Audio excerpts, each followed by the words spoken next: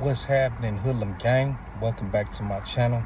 This your boy Hoodie from the Hood, aka your friend from that big old N. And before we get started, I need you to do me a favor. I need you to hit that subscribe, hit that notification, hit that like, and leave me a comment if you're rocking with the content that I'm putting down. Also, if you want to take it a step further, man, go on over to Instagram and follow me on IG at Hoodie from the Hood and holla at your boy, your friend from that big old N. And look, as you can tell from the title, we're gonna get into it. But before we do that, I wanted to bring up something else. I had did a video about the YouTubers that I rock with, and I knew I was gonna forget several people, and I apologize. I did a short and added a few more people, but it popped in my head a few more people, and I'm probably still missing a few people, but there's 4 people that I rock with that I forgot to mention. So let me go ahead and let y'all know about that before I get into today's topic. One of the people that I rock with, my nigga Wack, homie. Wack Deuce Against the Grain, from up out of San Diego, Linda Vista Crip. That's my nigga right there. You know, sometimes I forget because some people don't post as much as other people, and it kind of be like, oh, I forgot my boy had a channel. Not like that, but sometimes you forget because for whatever reason, they just be on some other stuff. They don't really upload as much as other people, so they kind of get pushed to the back of your memory. But shout out to Wack Deuce Against the Grain. Frank Lewis, the YA baby, my Damu partner up out of Inglewood. What's up, homie? You already know, it's all love. You know, you've been rocking with the channel for a minute. I rock with you too. Who else?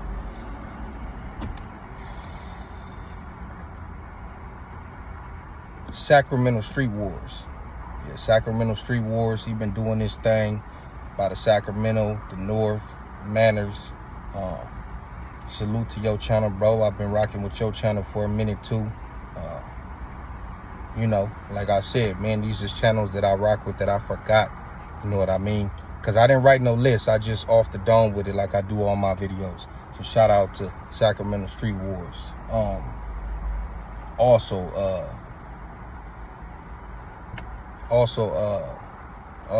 the Gangbangers Life Coach.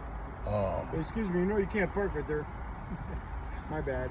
The Gangbangers Life Coach. Man, shout out to the homie from Raymond. You already know, man. It's bulletproof. I rock with you too. Like I said, man, if I would have wrote a list, I would have got everything right the first time. But, you know, I'm making it right. And if I forgot anybody else, I apologize, man. But let me go ahead and get into the topic that I'm going to get into today. Recently, it's been floating around YouTube about not just Bricc, baby, but in general, set hopping. I know a lot of people probably wonder about that. Is that frowned upon in the gang world? Well, let me get into Bricc Baby first. Bricc Baby, if y'all don't know who that is, he a rapper out of South Central LA, the Rolling 60s to be exact. He go viral a lot for a lot of things that he say. He was close with Nip,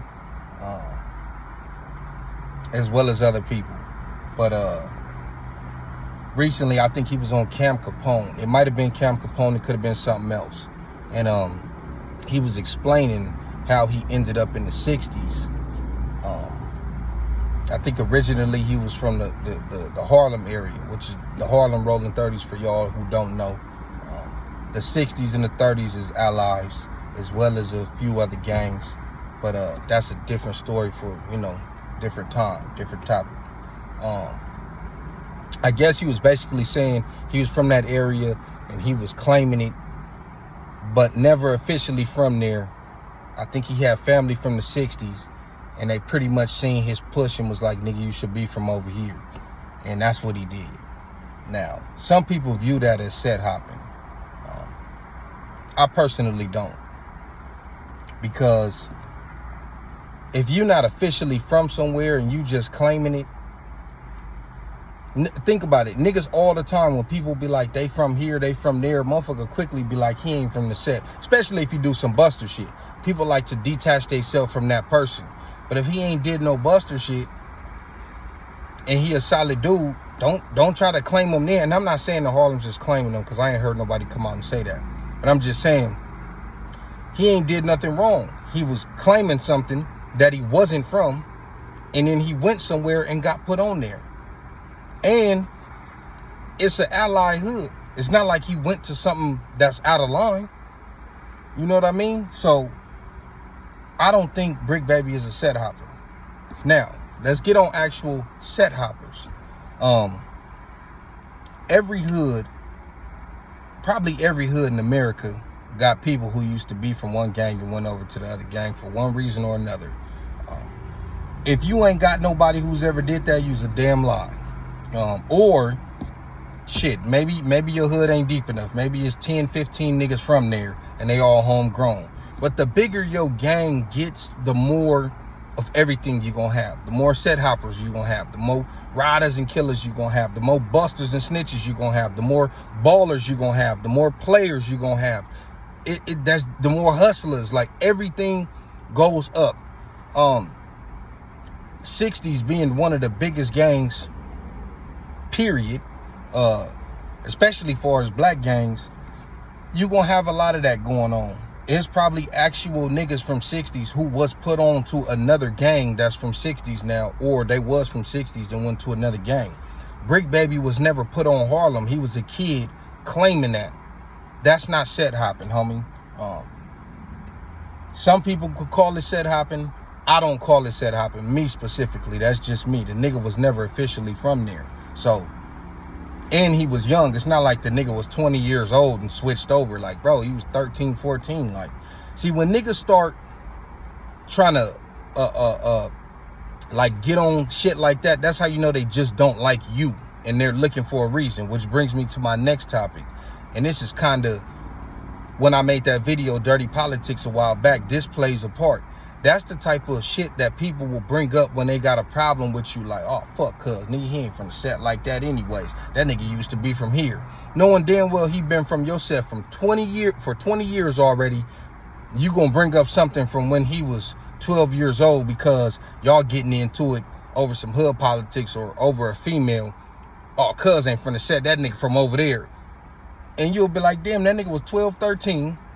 He claimed that shit for 4-5 months and got put on the set and been over here putting in work for 20 years, but he ain't from the set just because of that. That's bullshit. Like I said, that's dirty politicking. That's smut.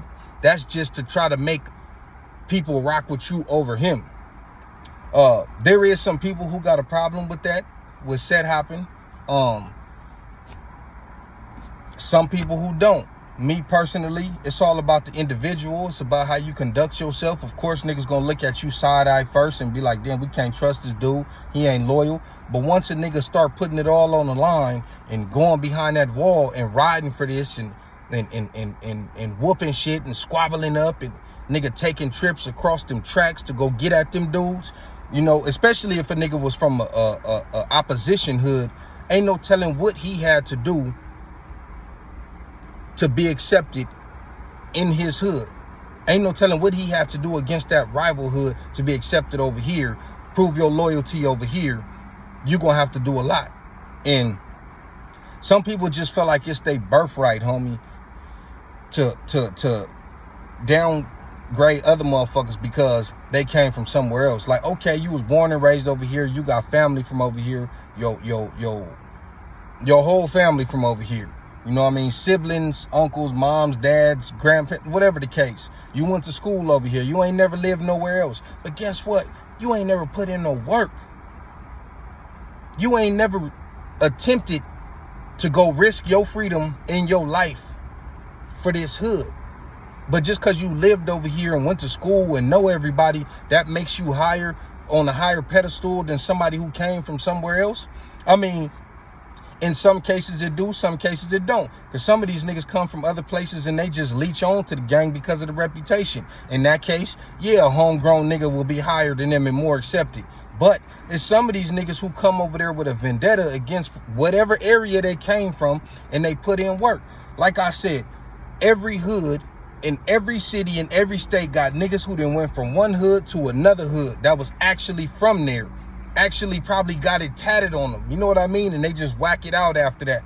It's niggas like that everywhere. So am I going to trip on Bricc Baby for being a little kid claiming something and then getting pulled over to this side, which is an ally hood, and actually getting put on? Fuck no. And you's a weirdo if you do. Like I said, you just got a problem with that nigga or that hood if that's how you feel. Because that happens all the time, homie. That's a part of the street life, just like everything else, just like getting locked up, just like getting jumped, stabbed, shot, shooting, told on, snaked, whatever.